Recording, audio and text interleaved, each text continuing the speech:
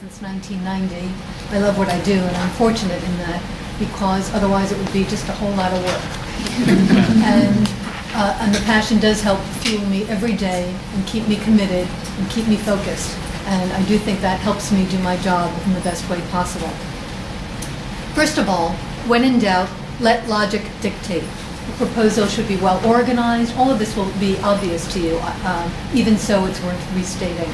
Well organized, well argued, comprehensive, compelling, well presented. Neatness counts.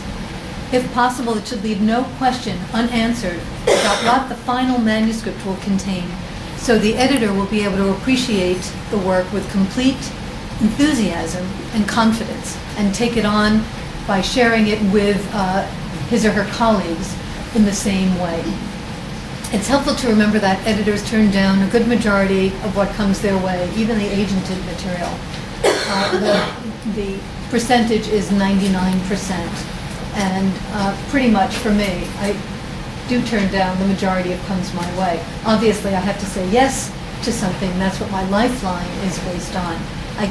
While I'm in the habit of saying no, I have to be careful to say yes when something moves me and when it is obviously deserving of the investment of time, one that one hopes will result in a long-term relationship, developed book after book. So I say a whole lot of no's, but ultimately my goal is to say yes. And I want to do that with passion, fervor, commitment. Too often a proposal feels generic, interchangeable with a multitude of other projects in its category. I have little sense of the personality of the work or the author, and maybe not even a clear understanding of the project's point of view. The best and most reliable way for you to up the odds is to research your market, who will buy your book, will it be 100 people, 1,000 people, 10,000s of people? And I should tell you that niche market is okay. I have a book that has sold about 5,000 copies. It's a designer drafting for the entertainment world. It's maybe more than $45 now, $45 paperback for stage technicians, etc. That has sold royalty statement after royalty statement, because that is a niche, a rich niche market, completely valid. I'm proud to represent it, and I respect other books that qualify as being rich niche. So that's perfectly fine, as long as you don't overpromise that that kind of book can sell hundreds of thousands every year. It can't. So research your market, and the way to do that, the way I do it, is to look on Amazon. That's the beauty of the internet age. Put in those key phrases. It's a parenting book on certain kind of condition, let's say. Put in that condition. And if there are various phrases you can do to expand the comparative titles list, you want to do that. You really do want to research what the competitive titles will be out there. Why? Because an agent will do it, and the prospective editor will do it. And if you haven't included all the obvious candidates, and that means the classic books, in case of parenting, What to Expect When You're Expecting, obviously a classic in the category, as well as the new books that are fresh on the market and are taking up the space because they've got their 3-month window, especially if these are books by mainstream houses and not self-published books. You can include self-published books if they're obviously made it into the mainstream as much as they've been self-published. But the point is, all of the books that can be considered in some way or another competition. So you will want to deliver, you'll want to know and communicate how your work fits in with and stands out from others in its class, and deliver an original, well-written, impeccably formatted proposal, even if you've already written the manuscript, and then choose an agent who obviously is interested in and has a record of selling projects like yours. A good idea, well executed, is the goal. In reviewing a proposal, I look to see how the author has come to the idea. Is it a product of the author's vocation, avocation? Since the author's platform has become such a dominant element in a prospective publisher's appreciation of a project, the author's most outstanding professional ties should be stated as well. Is this a new idea that hasn't been treated yet in book form? And might there be a supremely good reason why that's the case? For instance, that the idea really deserves to be a magazine piece and is not worthy of the 250 pages constituting a book, and would require an injection of helium to fill out that page count. You don't want to do that. You don't want to go there. So, or maybe the subject is fleeting and it could only be handled as an instant book, which, as you can understand, is very expensive for a publisher to orchestrate. They've got to cram it into their existing list, work overtime to make very tight deadlines, etc. If that book does not have an obvious, huge marketplace, then probably the publisher is not going to take that chance. If there are many books already on the shelves on a similar subject, such as how to find a job or increase your wealth, what will you bring to the work to help set it apart from the competition? Could it be that you lecture on the subject 100 days a year to a crowd of thousands? Certainly it helps to know you have a built-in market and a lecture circuit, a built-in market for sales. Publishers big and small will react well to that information.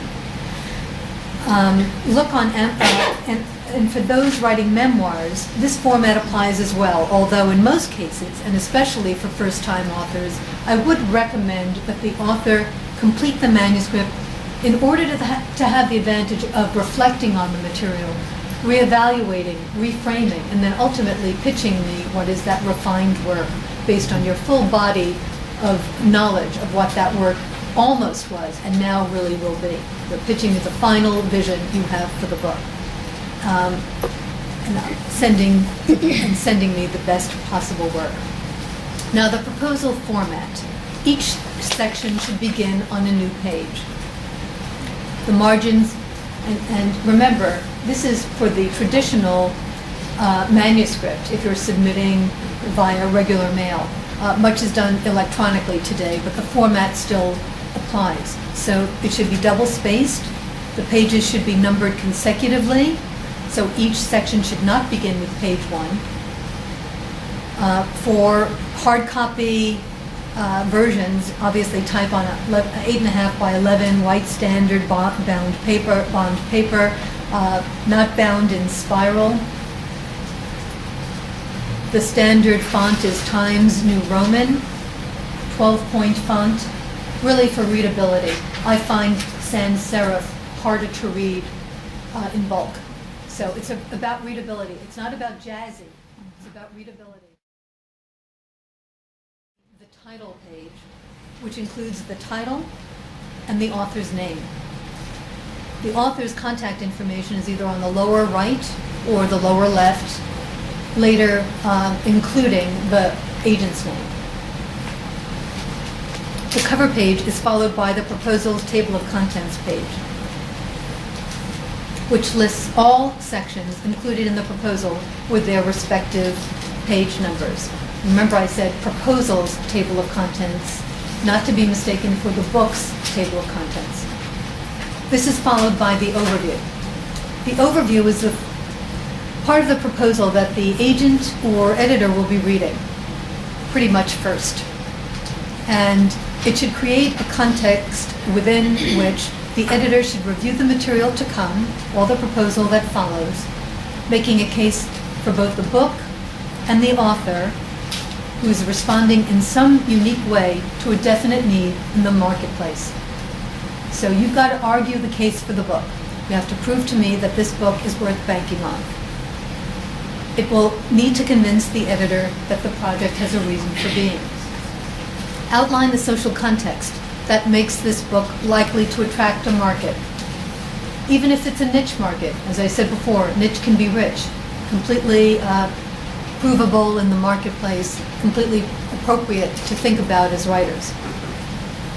If it is a niche market, identify this market as fully as you can. But don't try to oversell. If you do try to overreach, you'll instantly trigger the suspicious nature of agents and ultimately editors who think that authors have a tendency to overpromise and overpitch. You really do want to be authentic as best you can by laying out demographics in a way that's provable. A self-help book should as best as possible outline the groups affected by the problem or the condition being addressed in the book.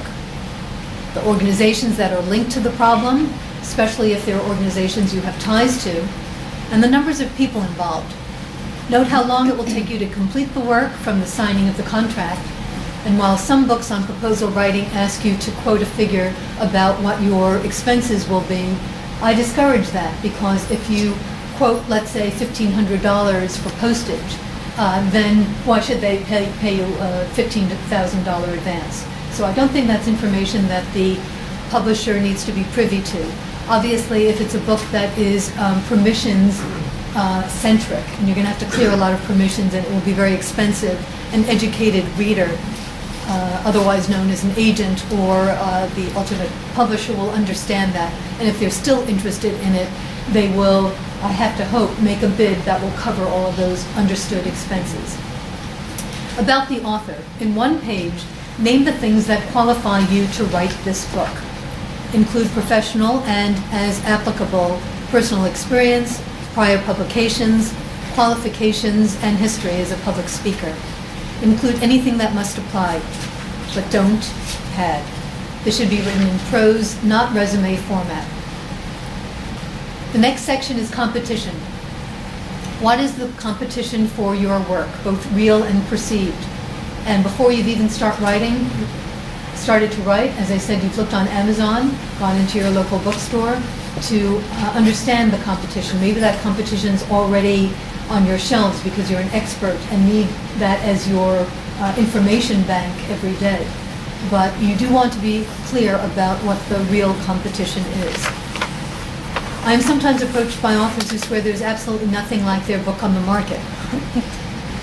Would an editor agree? If your book is on adoption or motorcycle maintenance, you need to review all the major works that might even be mistaken for your book. Editors, as I mentioned, routinely look on Amazon to see what's going on, especially if these are categories of interest that they deal in daily. And so you can't be shy about being truthful here. You really have to be upfront. Now, if you've left out some leading titles from that list, they'll understand you haven't done your homework. Make an honest case for your book. Be clear about the fresh information or the angle you're taking, which is often a compelling reason why this book should happen now and hasn't happened before. Maybe FBI files have just been released. The book couldn't have happened before. That's compelling to me. And also, for that reason, maybe it'll offer a contrary point of view and stir up a public or journalistic debate, always newsworthy and interesting from a publishing arena's point of view. So, if your personal or professional experience does indeed make you the best person qualified to write this book, let the editor know why. List the competing titles by title, author, publisher, publication year, and price. Include a brief description of each book's unique strengths and weaknesses. What is your special twist in comparison? How will your book sell differently? Audience. Be clear about your intended audience, even if it includes crossover audiences, because your book is sort of a hybrid. Is it a self-help readership? A niche readership? Can you offer demographics? And you'll see that there's some overlap among these sections here. And be scrupulous about what should go where and how much overlap makes sense for your particular project. Marketing. If you have affiliations, nonprofit, grassroots, civic, professional, that might lead to special sales, and it might be alumni associations. Think back to your own personal and professional history. Everything counts.